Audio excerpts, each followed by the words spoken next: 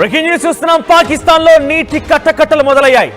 వర్షాకాలం ప్రారంభమైనప్పటికీ పాకిస్తాన్ లో ఇక మన దేశంలో మాదిరిగానే విత్తనాలు నాటాల్సిన సమయం వచ్చినప్పటికీ వాళ్ళకు నీళ్ళు అందడం లేదు. వాళ్ళకి ఇండస్ వాటర్ ట్రీటీ అనేది ఎంత కీలకం అనేది ఇప్పుడు ఆ పిచ్చి కుక్కలకు అర్థమైంది. ఇప్పుడు ఆ పాపిస్టి పాకిస్తానీలకు అర్థమైంది. భారతదేశం నీళ్ళు ఇవ్వకపోతే ఏం జరుగుతుందోననే ఒక విషయం వారికి ఇప్పుడు బోధపడినట్టుంది.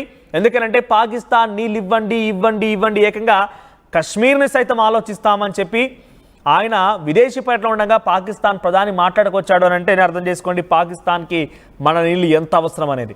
మనం ఇచ్చేటువంటి ఆ నీళ్లతోనే భిక్షతోనే పాకిస్తాన్ బ్రతుకుతుంది అనడానికి ఇంతకంటే పెద్ద నిదర్శనం ఏం లేదు. అయితే పాకిస్తాన్కి యుద్ధం నేపథ్యంలో మనం భారత ప్రభుత్వం చాలా సంచలన నిర్ణయం తీసుకొని ఇండస్ వాటర్ ట్రీటీ అగ్రిమెంట్ని రద్దు చేసిన నేపథ్యంలో ఇప్పుడు తన మిత్రుడైనటువంటి పాకిస్తాన్కి నీళ్ళు ఇవ్వకుండా పాకిస్తాన్లో కట్టకట్టాలు నీటి కట్టకట్టాలను ఎదురు చూస్తున్నారు. పాకిస్తాన్కి నీటి ఇక్కట్లు ఎదుర్కొంటున్న నేపథ్యంలోనే ఏం చేయాలో దిక్కుతోచక చైనా తన మిత్రుడి కోసం భారత్ని శత్రువుగా మార్చుకుంటుంది. ఇప్పటికే చాలా సందర్భాల్లో మిసైల్ని సప్లై చేయడం, పాకిస్తాన్కి సహకరించడం, పాకిస్తాన్ దగ్గరికి వెళ్ళిపోవడం, పాకిస్తాన్తో కలవడం, పాకిస్తాన్ గురించి సపోర్ట్గా మాట్లాడడం, ఇవన్నీ ఏదో ఒక రకంగా భారత్కి యాంటీగానే చేస్తుంది. కానీ ఇప్పుడు ఏకంగా బహిరంగంగా మరోసారి ఒక యుద్ధానికి తెరలేపే విధంగా, యుద్ధం ఇన్ ద సెన్స్ ఇక్కడ ఒక బహిరంగ చర్చకి తెరలేపే విధంగా డైరెక్ట్గానే ఇన్ని రోజుల వరకు మొత్తం ఇండైరెక్ట్గా చేసినటువంటి ఈ యాక్టివిటీస్ కాస్త ఇప్పుడు డైరెక్ట్గానే భారత్ పైన కవ్వింపు చర్యలకు పాల్పడుతోంది చైనా. సో భారత్లోకి బ్రహ్మపుత్ర నది ప్రవాహాన్ని అడ్డుకుంటామని చెప్పి centre for China and globalization ఉపాధ్యక్షుడు విక్టర్ జికాయిగోవో ప్రకటించారు. అయితే పాక్కు సింధు జలాల నిలిపివేత పట్ల అసంతృప్తిగా ఉండి ఆయన ఈ నిర్ణయం తీసుకున్నట్టు తెలుస్తోంది.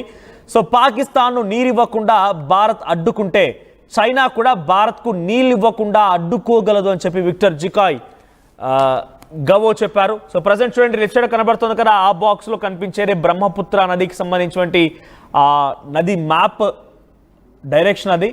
సో అది చైనాలో స్టార్ట్ అయిపోయి మనకి ఎంట్రీ ఇస్తుంది. అయితే బ్రహ్మపుత్ర నదికి సంబంధించిన దృశ్యాలు మీరు ఆర్టీవీ స్క్రీన్ పైన చూడొచ్చు. సో అదంతా కూడా ఎక్కడి నుంచి ప్రారంభమవుతుంది, ఎక్కడికి వస్తుంది, ఈ నదీ ప్రవాహానికి సంబంధించి ఎంత ప్రభావం చూపిస్తుంది అనేది ఇక్కడ మనకు కనబడుతున్నటువంటి ఆ దృశ్యాలు కనబడుతున్నాయి కదా. సో ఇదే.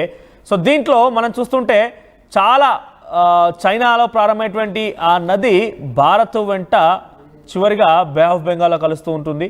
సో ఆ బ్రహ్మపుత్ర నది ప్రవాహాన్ని రాకుండా అడ్డుకుంటాం, మీకు నీళ్లు రాకుండా అడ్డుకుంటాం, మీరెందుకు పాకిస్తాన్కి నీళ్ళు ఇవ్వడం లేదు అని కూడా చెప్పారని ఒక బిగ్గెస్ట్ స్టేట్మెంట్ పాస్ చేశారు. ఇక్కడ ఏమంటున్నారంటే ఇతరుల పట్ల తాము ఎలా వ్యవహరిస్తామో తమ పట్ల కూడా ఇతరులు అలాగే వ్యవహరిస్తారని చెప్పి కూడా భారతదేశం గమనించాలి, గ్రహించాలి అని చెప్పి హితవు పలికే ప్రయత్నం చేస్తున్నారు. ఇక్కడ ఎవరికి హితబోధలు, నీతి వ్యాఖ్యలు, సూక్తులు అవసరం లేదు. చాలా క్లియర్గా భారత్ పైన పాకిస్తాన్ యుద్ధానికి దిగింది, ఉగ్రవాద చర్యకు పాల్పడింది, మా సామాన్య ప్రజల్ని రక్తాన్ని కళ్ళ చూసింది, రక్తాన్ని నీళ్ళపై చిందించింది, చంపింది, హతమార్చి అనేక రకాలుగా భారతదేశంలో దాడులకు పాల్పడింది. అటువంటి పాపిస్టి పాకిస్తాన్ కుక్కలకి నీళ్ళు ఇవ్వకపోవడానికి చైనా నుంచి వచ్చేటువంటి ఆ బ్రహ్మపుత్ర నదిని భారత్లోకి రాకుండా అడ్డుకోవడానికి ఏమైనా సంబంధం ఉందా? అంటే వీళ్ళు కూడా ఉగ్రవాదం వైపే ఉన్నాం, ఉగ్రవాదాన్ని పెంచి పోషిస్తాం, మేము ఉగ్రవాదులమైన రకంగా చైనా కూడా చెప్పకనే చెప్తున్నట్టే కనబడుతోంది.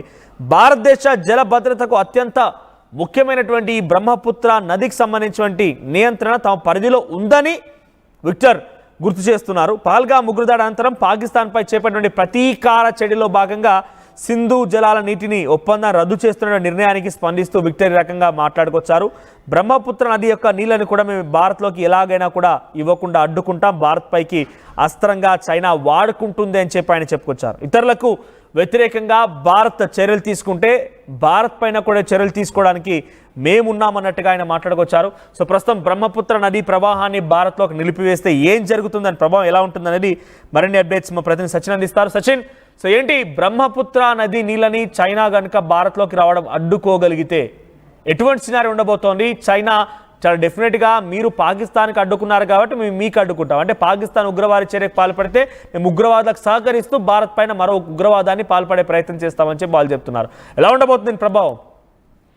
దీని ప్రభావం మరి ముఖ్యంగా అరుణాచల్ ప్రదేశ్, అస్సాంతో పాటు ఇటు దాదాపుగా కోల్కతా వరకు ఉండే అవకాశం ఉంది. బట్ ఇక్కడ చైనా మర్చిపోతున్న అంశం ఏంటంటే ఒకవేళ బ్రహ్మపుత్ర నీటిని కనుక ఆపితే అది కేవలం భారత్కు మాత్రం ఇబ్బంది కాదు, తన ప్రాణబంధువు అవుతున్న బంగ్లాదేశ్ కూడా ఇబ్బంది.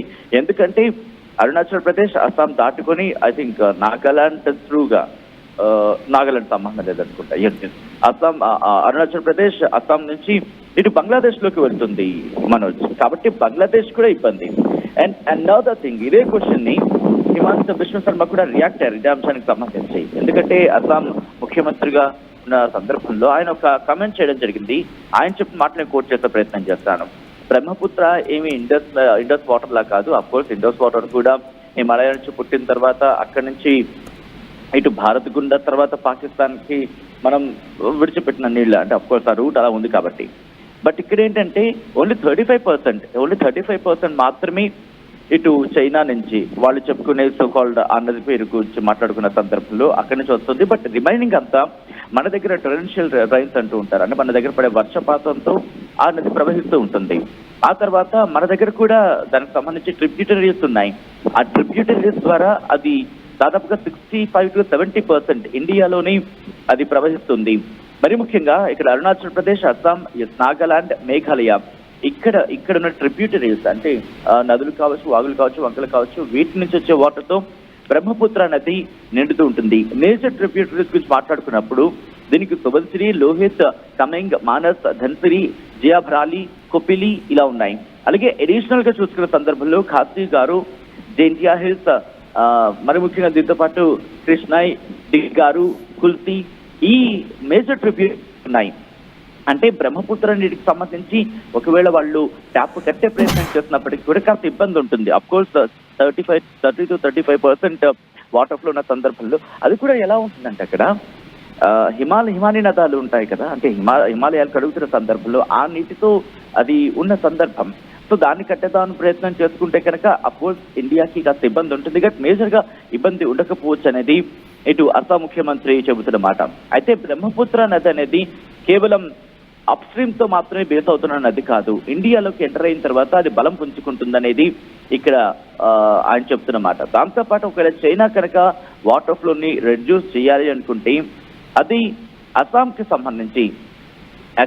సంబంధించి వచ్చే వరదల్ని అది అడ్డుకట్ట వేసే హెల్ప్ అవుతుంది తప్ప ఇంకా వేరే కోణం కాదు అనేది. అఫ్ కోర్స్ బ్రహ్మపుత్ర నదికి సంబంధించి అక్కడ పెద్ద ఆనకట్ట కట్టే ప్రయత్నం చేస్తోంది, పూర్తిగా నిర్వహించే ప్రయత్నం చేస్తోంది. భారత్ కూడా దీనికి తగినట్టుగా గతంలో మనం మాట్లాడుకున్నాం, చైనా కనుక బ్రహ్మపుత్ర నది మీద డ్యామ్ కట్టి ఆ డ్యామ్ ని ఒక్కసారి వదిలే ప్రయత్నం చేస్తే కనుక ఇటు అరుణాచల్ ప్రదేశ్, అస్సాం, నాగాలాండ్ తో పాటు మరికొన్ని ప్రాంతాలు ఒకవేళ మనం కూడా అదే ఫ్లోని రిలీజ్ చేసేస్తే బంగ్లాదేశ్ కూడా మునిగిపోతుంది ఒకవేళ అదే కంటిన్యూ చేస్తే కనుక.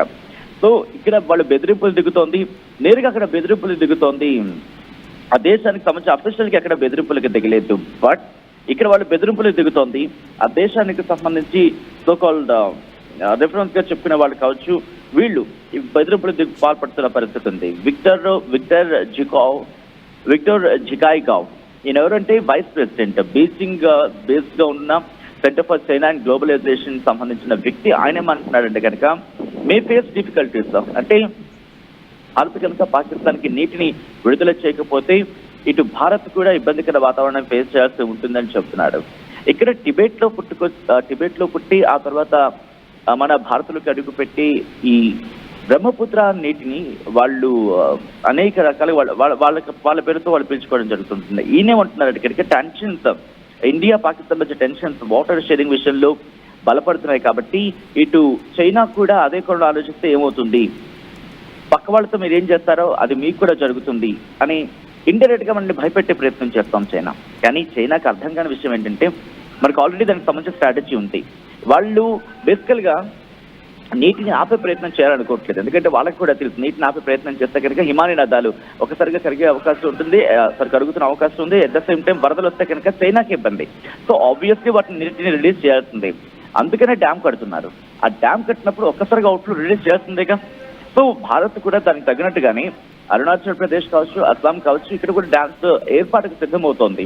ఎందుకంటే మనకి వరదల ఇంపాక్ట్ అయితే ఉంది. ఇప్పుడు కూడా మనం చూసాం మనకి పడిన వాయుగుండం ఎఫెక్ట్స్ ద్వారా వర్షాలు పడుతున్న నేపథ్యంలో అక్కడ ఆ వరదల ఇంపాక్ట్ తట్టుకునేందుకు ప్రభుత్వాలు